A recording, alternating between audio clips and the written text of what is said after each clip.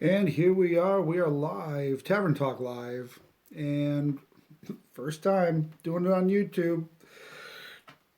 All this live stuff, I know everybody's like, oh my gosh, what? I don't know about you, but I'm not really all that keen on the whole live situation, but we can make this happen. This Tavern Talk is being brought to you by Coors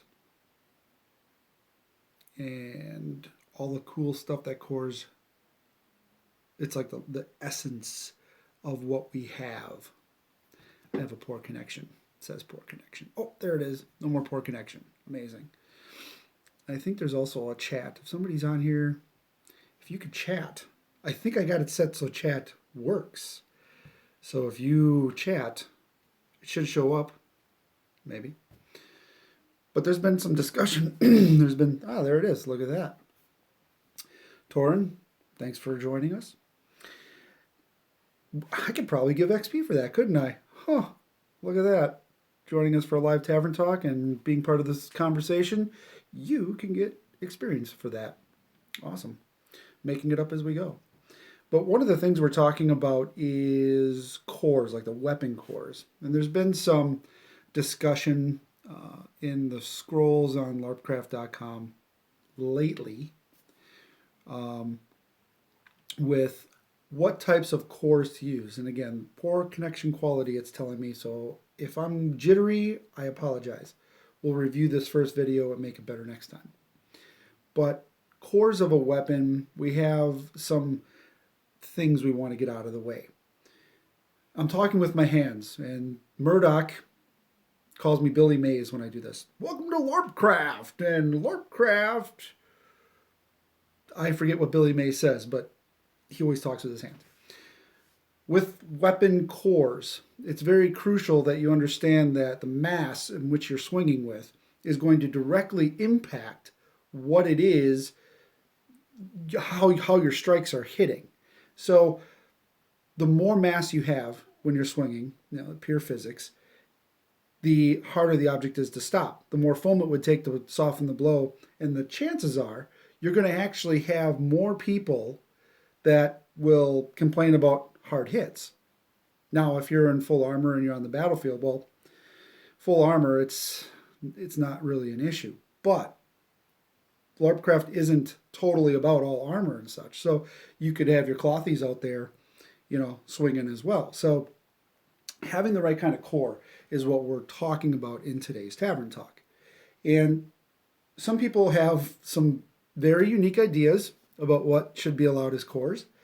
And most people are using the correct stuff right away. Typically speaking, we don't allow like woods. We don't really even like PVC. The PVC is we started with PVC. We got to understand what PVC does when it breaks. PVC is more susceptible to breakage when it's cold. It's weather susceptible. It's UV susceptible. And PVC will typically break. It'll shatter, or it'll be in pieces. Typically, those pieces when they break will be, jagged edges. Now, does this matter a whole lot if you're doing medium contact where you're pulling your blows? It shouldn't. Weapon blows shouldn't matter because we're medium contact. We're not full contact. So we should have leeways like this. We should be able to use a lot of materials because this is not full contact live action roleplay. But for some reason, this comes up a lot. So I got a few samples here, and we're going to talk about a few different types of cores. And this probably is going to show up real well. Basically, we have a lot of people are using round cores, and a lot of people are using not round cores, and it's working just as well. But there are some primary types of materials you want to use when you're talking about cores. You need something, typically hollow works better than solid because the mass alone it'll keep it light, which is great.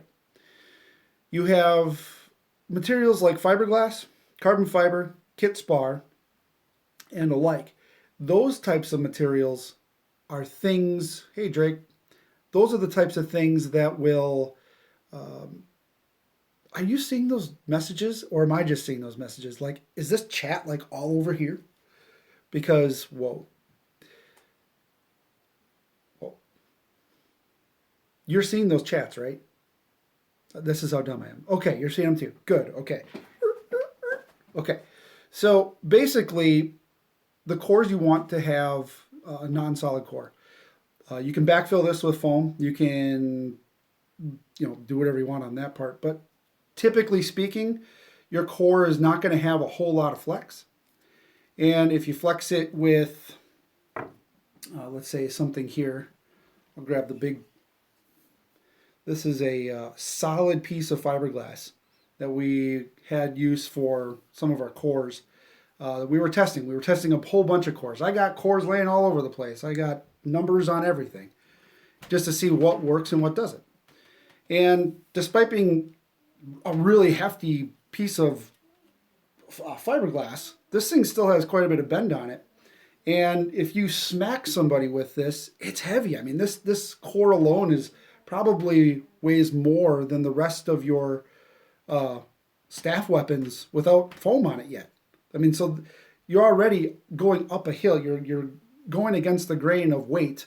Your advantage of core being solid is quickly outweighed by the fact that it's still not as firm, and it's so heavy. When you swing this at somebody, it's going to whip. It's probably going to hurt, and it's going to take a lot of foam to negate that kind of heft. So, a full-on fiberglass rod really isn't the best option. Like we were saying, the kit spar seems to be a really good mix. It's like somebody can Google what kit spar is. You'll see it's a mixture of things. It's a high impact like plastic resin, and there's quite a few people that make it. You can get kit spar tubes from a lot of different manufacturers, except if you're in Australia, because for some reason Australia, they don't like to make stuff when it comes to rods like this. I don't quite understand. But kit spar is really a good material. It doesn't flex a lot. You can see the amount of flex in this thing doesn't really have kit spar rods. Okay. Yes. Actually, Google kit spar for sale or kit spar rods or tent tubes, things like that. Kit spar is spelled just as it was in the previous post, I believe. And while you're doing that, again, here's another example of a solid fiberglass. It's smaller, but again, it has a lot of flex. I wouldn't have thought that a solid core like this would have this much flex, but it does. And again, it's super heavy. So we were trying it for different diameters and such as well for the different types. Moving along.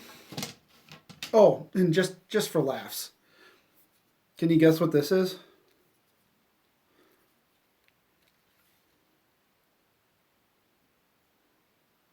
For comparison, I have a metal rod as well. So when we're comparing things to how much does it flex compared to like a steel rod, this is the base for that test.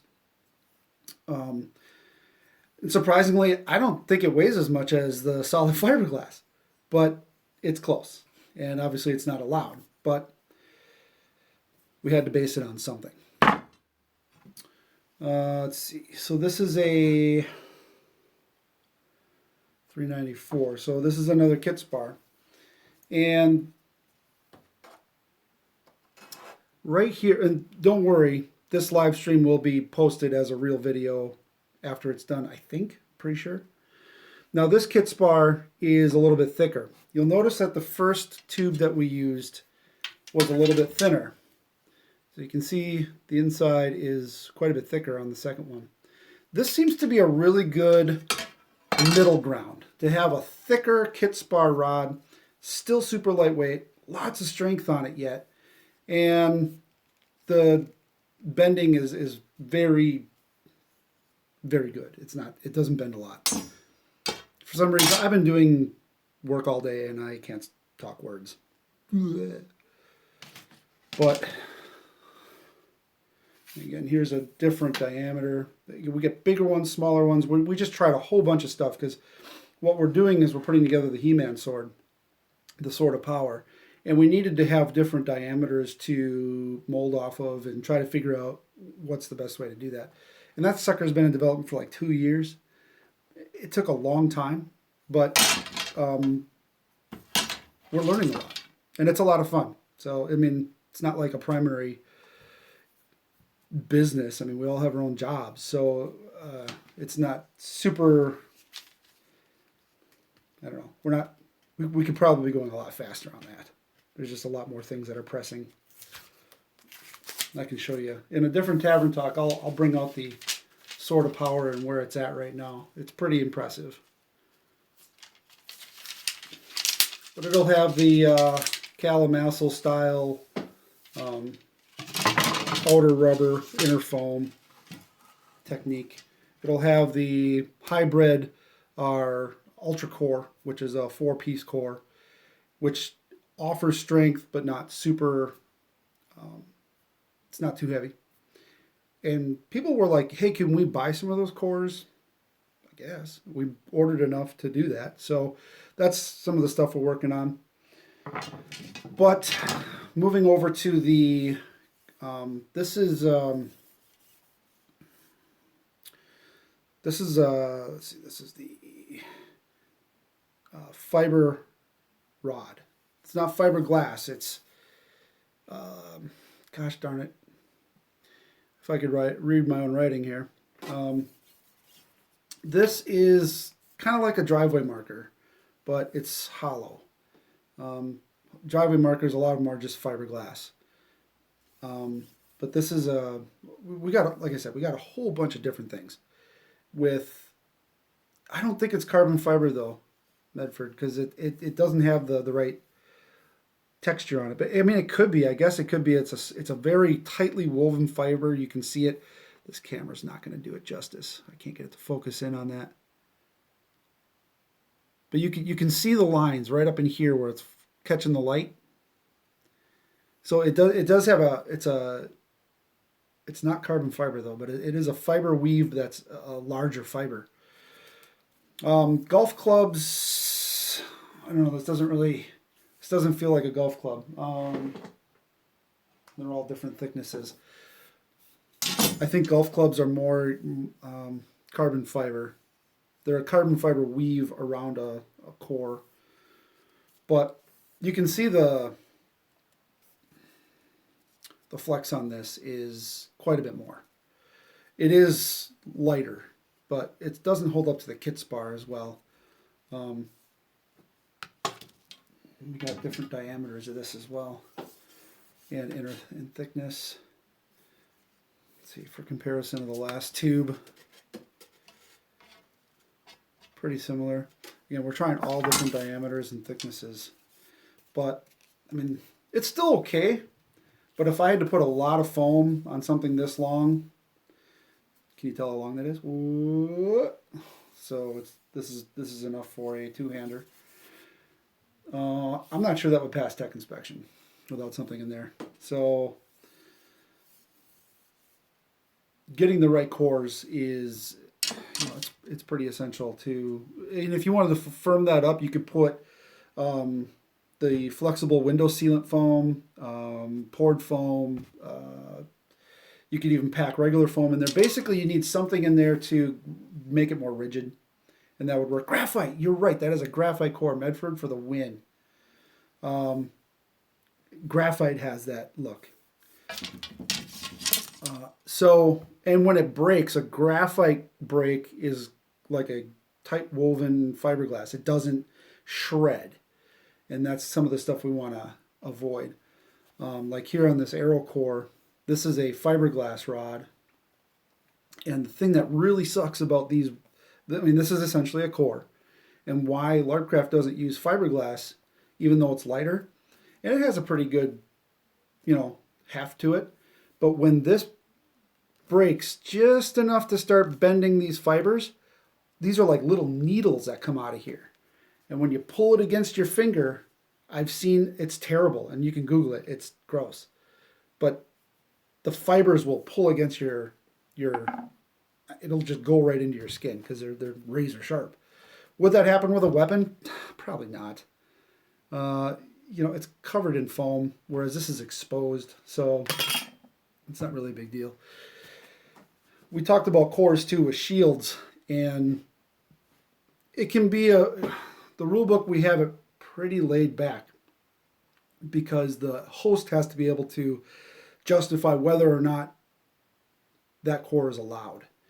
And it's written that way because at the time in the UK it's different for what kind of cores you can get. Australia and United States it's different.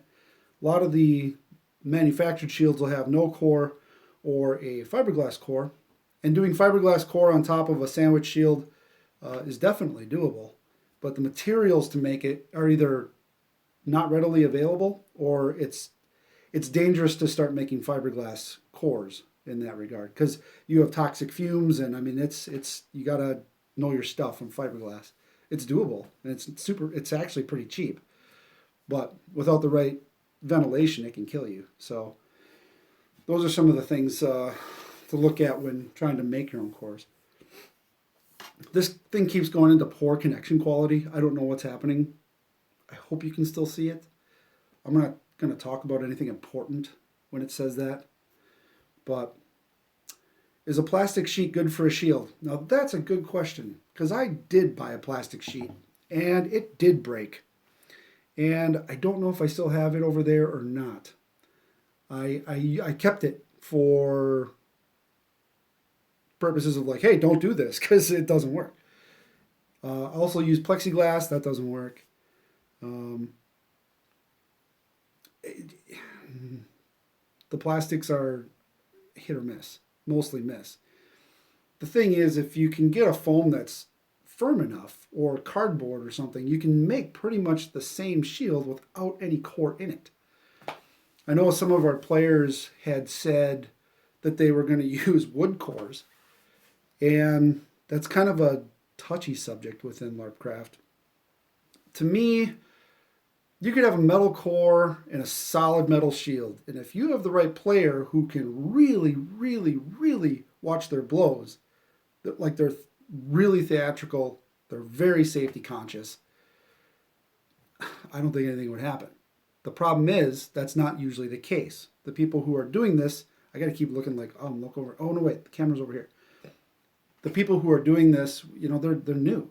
They're learning. They're having fun learning, but they're still learning. So we can't use solid cores like that for those reasons. So old storage container lead, yes, because that's a plastic that's flexible. That's a flexible plastic, whereas opposed to the thicker rigid plastics, they get more rigid and they break. That doesn't even sound right. The thicker it is, typically the more rigid.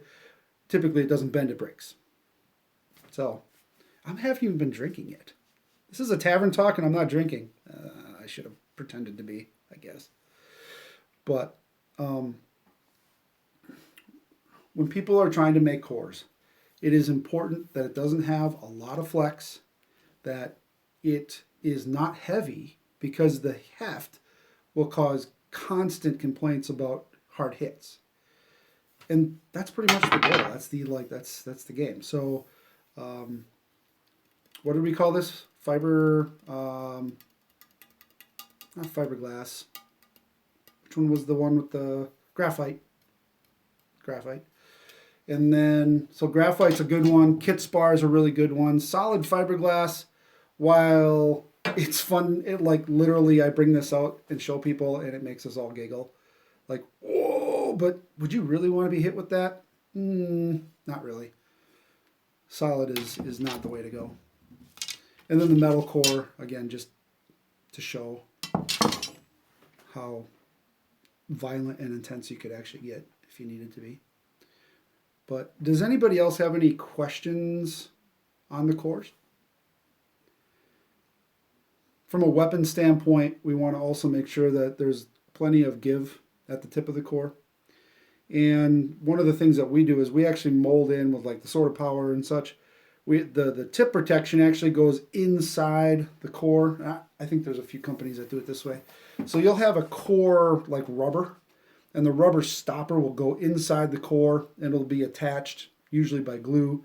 And then that way, if somebody, this is the big pet peeve of mine, when people bend or put down on their tips, they like put the tips on the ground as if it were metal.